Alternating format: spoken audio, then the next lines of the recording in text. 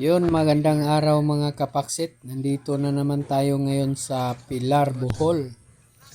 Dito banda sa may Pilar High. So, yan na yung customer natin. Galing pa kasi sila sa biyahe kaya hinintay na lang natin dito sa kanilang bahay. Ang unit po natin ngayon ay Hyundai Porter 2. Ang problema po ni Sir ay aircon. So, matagal-tagal na rin hindi sila nag-aircon. Kaya ang nangyari ay nawalan na ng lamig.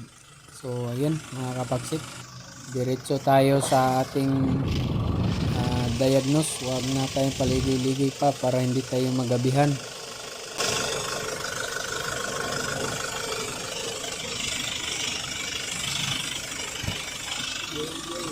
So ayan, ginawa natin ay nag-check muna tayo sa mga linya ng aircon system mga kapaksit. So ayan talaga ang una natin gawin.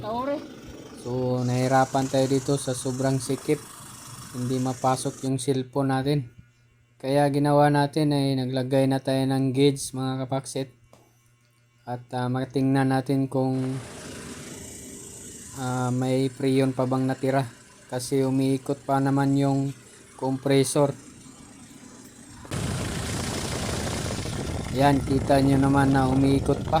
Pinatay natin tapos pinaandar para klarong klaro. So tanggalin natin yung cover sa engine para makita natin yung linya sa compressor bago tayo magbaklas ng dashboard. Kasi kung merong leak dito ay hindi na tayo magbabaklas ng dashboard.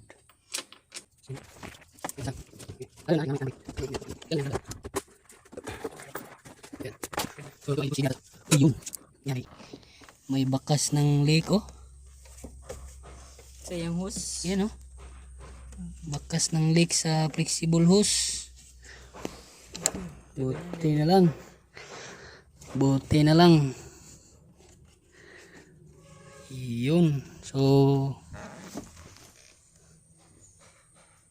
yun to. Gagawin natin ay para malaman natin. Duda ko dito. Diyan baka may sayad dyan. Dito boy. Diyan boy tayo dito boy. So ang gagawin natin mga kapaksit ay siyempre ligtis na tayo para wala nang masabi. So ayan mga kapaksit, ginawa na namin ay nagsabon kami. So yan, init kanang kuha na son. So ayan, ginamitan na natin ng mahiwagang sabon para makita natin kung saan yung leak banda. So ligtis na natin. Hindi tayo sure mga kapaksit, pero pag ganong nasa linya bakas ay alam nating leak. Hindi lang ngayon tayo naka-experience ng ganon.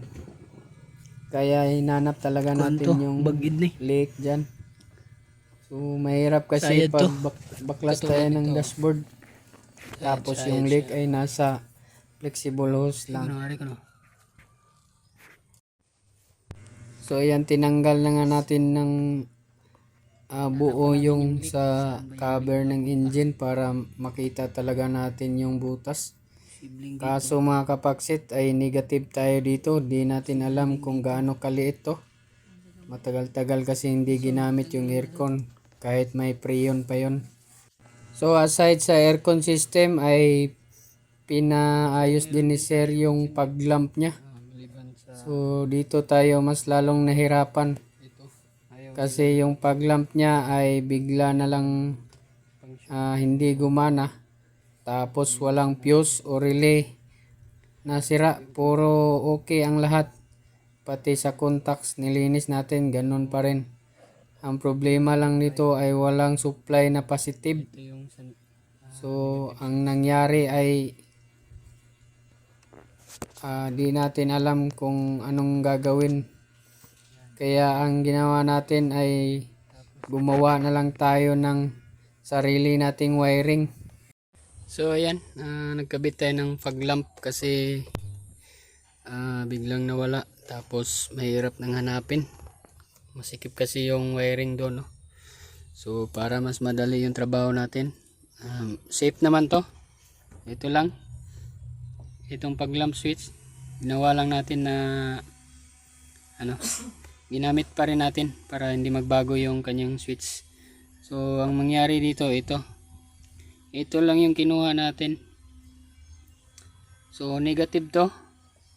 Ito yung supply, negative kasi negative switching yung sa fog lamp. So gawin natin negative din.